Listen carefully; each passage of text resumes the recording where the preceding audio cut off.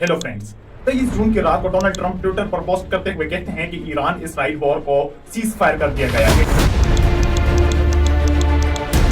लेकिन दोनों कंट्रीज की तरफ से सीज फायर की खिलाफवर्जी की जाती है। ट्रंप ने 24 जून को सहाफियों से बात करते हुए और ट्विटर पर पोस्ट करते हुए इसराइल और ईरान दोनों पर तनकीद की कि इन्होंने सीज फायर की खिलाफवर्जी की। We basically have two countries that have been fighting so long and so hard that they don't know what the fuck. खास तौर पर उन्होंने इसराइल से कहा कि वो do not drop this bombing, bomb ना गिराएं और अपने पायलट्स को वापस बुला लें, वरना ये एक बहुत बड़ी खिलाफवर्जी होगी।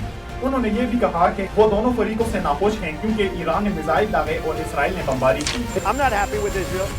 You know, when I say, okay, now you have 12 hours, you don't go out in the first hour and just drop everything you have on them. So I'm not happy with them. I'm not happy with Iran either. But I'm really unhappy if Israel's going out this morning because the one rocket that... लेकिन 24 जून 2025 को सुबह के 7:30 पर दोनों countries की तरफ से पूरी तरह सीज फायर डिक्लेयर कर दिया जाता है। 13 जून 2025 को इस जंग की शुरुआत होती है जब इसराइल ईरान की पोजीशन की बात पर हमले करके सीनियर ऑफिसर्स और साइंसदानों को शहीद कर देता है जो ईरान के न्यूक्लियर प्लांट्स पर काम कर रहे थे। 12 दिन की जंग का सिर्फ एक ही मकसद था और वो था ईरान को न्यूक्लियर पावर बनने से रोकना।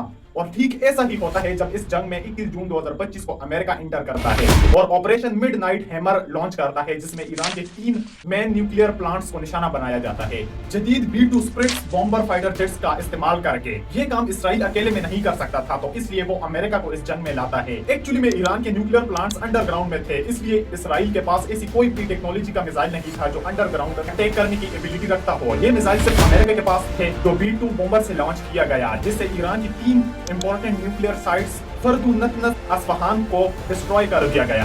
डोनाल्ड ट्रंप ने स्पीच में कहा कि हमने सक्सेसफुल ऑपरेशन करके ईरान के न्यूक्लियर प्रोग्राम को तबाह कर दिया। ईरान का कहना है कि head band transfer from the nuclear centres and 3 are no materials left that if targeted would cause radiation and be harmful to our compatriots।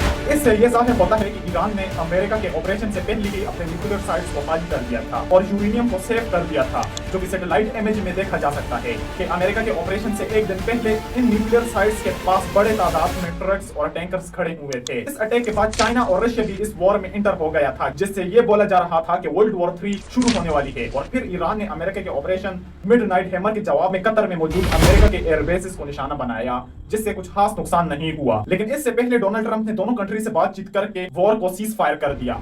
आलमी तौर पर इस जंग का रिजल्ट नहीं निकला, लेकिन इसराइल का कहना है कि हमने ईरान के न्यूक्लियर साइट्स को डिस्ट्रॉय करके इस जंग को जीत लिया। लेकिन ईरान का कहना है कि इनके न्यूक्लियर साइट्स महफूज हैं और इन पर काम तेजी से चल रहा है। इस पर मैं एक लॉन्ग वीडियो अपलोड करने जा रहा हूँ, तो चैनल को सब्सक्राइब कर लें।